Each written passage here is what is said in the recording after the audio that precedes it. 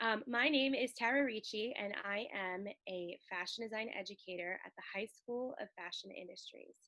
Today, we are here with industry leader Patti Carpenter. It's great to be here, and I'm so happy to be doing this with you guys, and also for the students of HSFI. I love that school. I've been on the board for more than 20 years.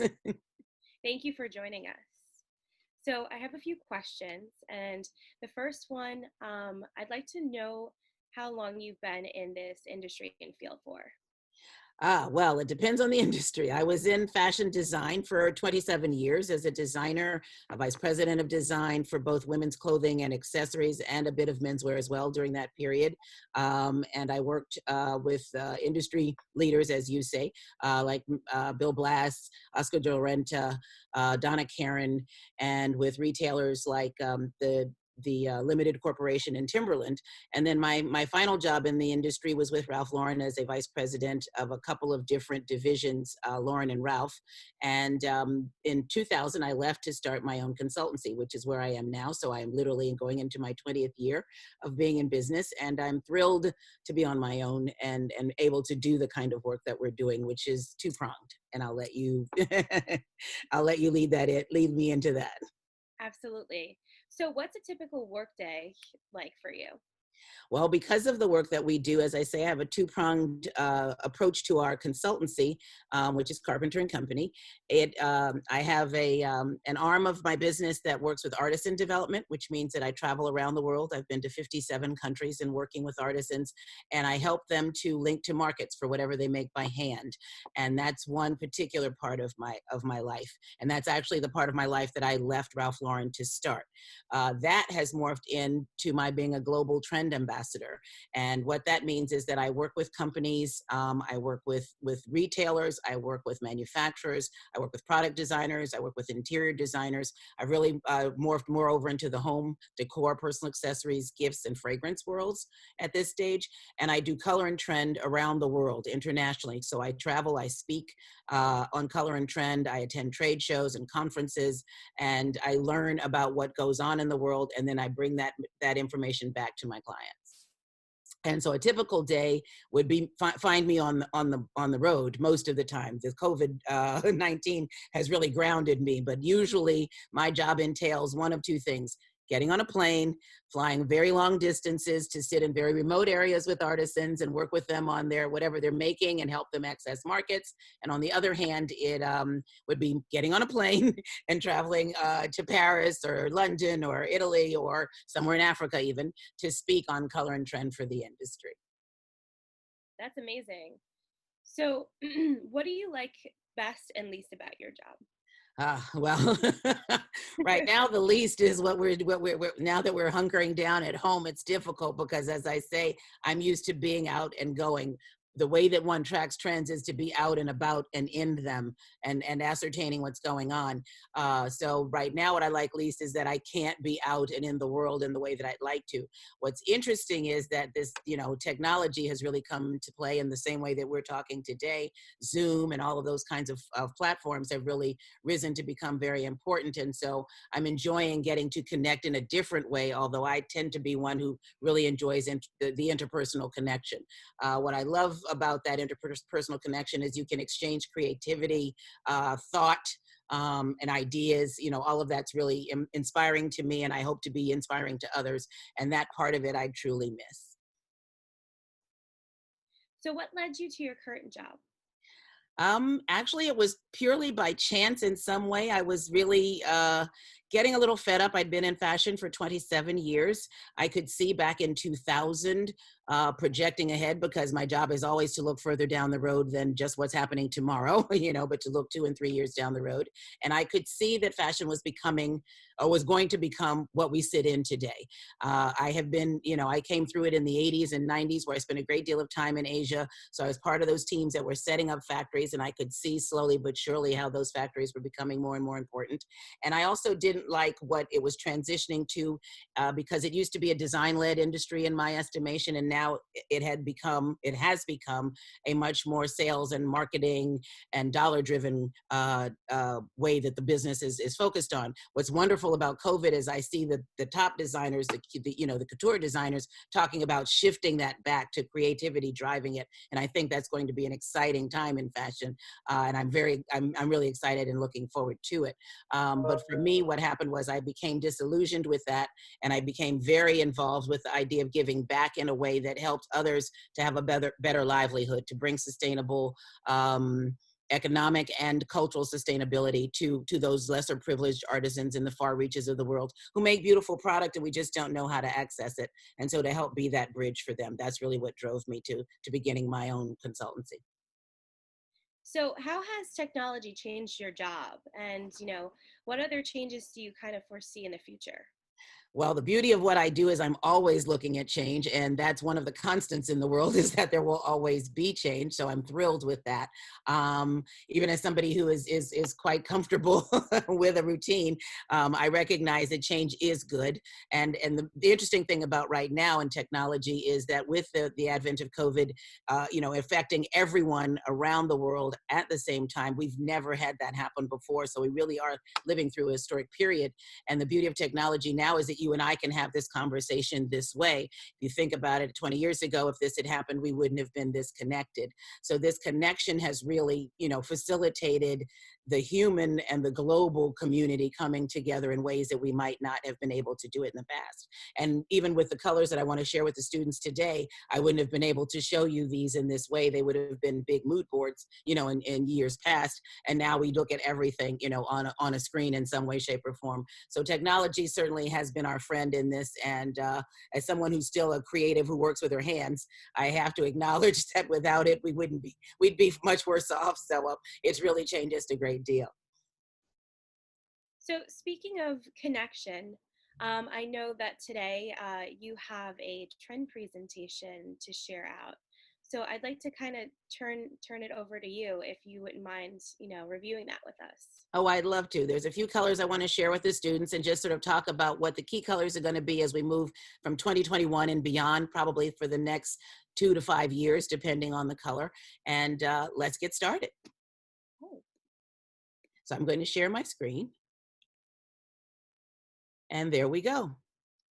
So what we're going to be looking at is some color information that I took in Paris just in January. And this is a reportage that I do with one of my largest clients, which is one of the biggest trade shows in the world, which is called Maison Objet. It happens, which means house and object. And it really is, or home and object, truthfully.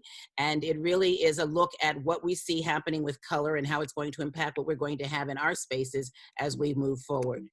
So the first thing I wanted to really talk about very quickly is the whole idea of people ask me all the time, well, how do you do trend? Do you have a crystal ball? All of these kinds of things. And really, we don't. What we're looking at is very particular areas of the world in a macro level. So what's happening all over the world globally, social, political, economic, nature, and technology are really what SPENT stands for. And that really is those are the big buckets that we look at to ascertain what are the movements and the shifts that are happening around the world that are going to affect what we want to have as consumers. So as we talk about color, this is looking at what did we see while we were at the show and how does that drive what we're going to be seeing for the next several years. So we looked at the level of blues that are very important. Blue is a color that's going to rise to the fore in all of this because blue is thought of as trustworthy, as calming, as considered, as something that people feel lessens their anxiety. And so we see this range of blues coming through, and this particular lavender blue really is reminiscent of a clear light early sky, that morning sky where there's a touch of lavender underneath. It's not just a solid color, but it's nuanced colors playing against each other and creating these beautiful shades. We then move to blue skies. Again, we're talking about that sky that's over us all, even at this time when we are all feeling very anxious around the world at the same time. Blue skies are always thought of as something that's optimistic, and this is really a color that brings optimism. Pantone laid out a color blue that they called classic blue as the color of the year, and Pantone is, I'm also a consultant with them, and so these ranges of blues we know are going to continue in importance. We then go to watery waves. This is where the teals come in. Again, as we talk about nuanced color, this is where the greens are infusing the blues. And we look at this with the idea of looking out into the world's waters, with climate change being so important and the conversation about what's going on with our waters happening. If you think about it, just in the few months that we've been at home, we're now seeing dolphins in the canals in Venice. Well, this is something that hasn't happened in over 30 years. And that's because there are no people out there putting trash and garbage and the residue from the boats and things in the canal. So we're going to be focused on the world's waters, and these teals are going to be important. We then go to coveting cobalt. As you talked about how technology is informing things, one of the things that's happened to the color cobalt, if you notice it, is they really have this vibrant, almost inner glow. This is really thought of as a technological glow. So it's a very clear, clean Eve Klein blue, but with that glow of technology underneath. We then moved to navy. Navy has gotten brighter. It's gotten more grayed, but it's also not as dark and heavy and dense as it has been. If you think about it and you see men going to work, many of them, even on our newscasters, et cetera, are wearing this blue suit. This has been one of those trend drivers that we continue to see being very important. Then we move into the green family, and the first is frost. And this frost is really about the light as it hits the polar ice caps, that iciness, that coldness, that whiteness to minty green that's been around with us for a few seasons. One of the things that we also talk about is that with changes in color, we're not really looking at revolution, we're looking at evolution. Things are evolving slowly and being impacted by the shifts that are happening. We then deepen into turquoise. Turquoise is one of those kind of touchstone colors, very retro. It's a color that we really knew in the 60s and 70s when everybody, if you think about it, wore a lot of turquoise jewelry. We start to see this level of color coming back in product for our homes and our spaces. Liking lentil is the beginning of the vegetal and herbal greens we've been talking about for several seasons. Green is a really grounding color. If you think about it, we're all surrounded in nature, and everybody wanted to get outside when the weather got warm because nature definitely calms us. It regenerates us, it rejuvenates us, but it also helps us to reset. And if you think about green in the larger scale, it's also about ecology and sustainability and all of those keywords as well. So lentil is one of the herbal greens that we see coming through. It's a new neutral that we see playing very nicely back against the gray side of the palette, which is cooler, or the brown side of the palette, which is warmer and can really sit in any kind of space. That deepens into TEPANADE, which is this olive, the deeper olive greens. And these are being driven by a couple of things, by the gourmet trend. If you think about it, everybody kind of switched over into cooking with olive oil. You get TEPANADE on your table sometimes when you go out for dinner, and that's what they give you instead of some sort of a butter or oil to put with your bread. So the gourmand trend being huge is one of those things that's influencing this, but also the color of military greens, because we're seeing so much of that going on, especially as we deal with this COVID and people bring in, military for aid and assistance. That moves into green leaves. This is that grassy, leafy, new spring leaf kind of green, very happy, very optimistic, very bright. We see it, as you can see here, in a lot of glass, both very contemporary glass and very structured like crystal. We move into watershed, which is the other side of the teal. So one side of the teal with the nuanced colors was flaring more green and more blue, and this one's flaring more green. Again, it's still talking about that same kind of influence, but now you just see it with a more green cast. That goes into the yellows of Sunspot. Now we're getting into the side of the palette that really is the driver, the warm side of the palette. We've been talking about the warm side of the palette for several years now, being one of the trend drivers. As we look for comfort, as we look for a balm, as we look for optimism, the warm side of the palette often brings us that. Yellows are sunny, they're happy. If you think about the fact we're supposed to have a launch yesterday, we're looking toward the sky. Sunny days often emote for us bring out the emotions for us that things are good, that we're happy. And so these bright sunny yellows are going to be important. They do have a touch of warmth with a red undertone, again, for those subtle nuances. We then move to mustard seed, another one of the retro colors. If you think back to the late 60s, early 70s, this type of mustard yellow was in many homes and often paired with that avocado green. So it's, again, a warmer color. It's got a brown and red undertone, which adds warmth to it. And we see it for a lot of accent pieces and also in natural dyes coming through as well. That goes into Coral Gable. This is one of the most important colors of this season. These corals are going to be really important. If you kind of think about it, when you first saw it, you almost let out a slight and exhale, because corals really are warm and inviting, and they often show up in fabrics that also have those hand feels that are warm and soothing to the touch, like these lush velvets, these mohair wools, things like that, linen. And so these are the kinds of things that we really see coming through in these colors, but also the color itself is going to be very important. And again, speaking to that warming trend on the warm side of the palette. From there, we deepen into brick house. This is the clay and terracotta kinds of colors that have been very important. Those will continue in importance. In fact, they will rise. If you think about terracotta, it's the sort of thing that ancient buildings were built out of. So I've been calling it this kindred kind color, this touchstone color that takes us back to our roots. Loving l'orange is this idea of the happiness, the optimism that is brought by bright, molten lava types of orange, really hot, very spicy. If you think about it from the gourmand point of view, the spicy, peppery cayenne peppers, paprikas, things like that, that add a little spice, a little zhuzh to everything we're doing. And then red, where red is always there, but how does it look fresh this season? It's got a slightly pinker undertone. It's really about the idea, again, of being very hot, of being sort of that sense of heat and anxiety that we've had bursting through and erupting into happiness.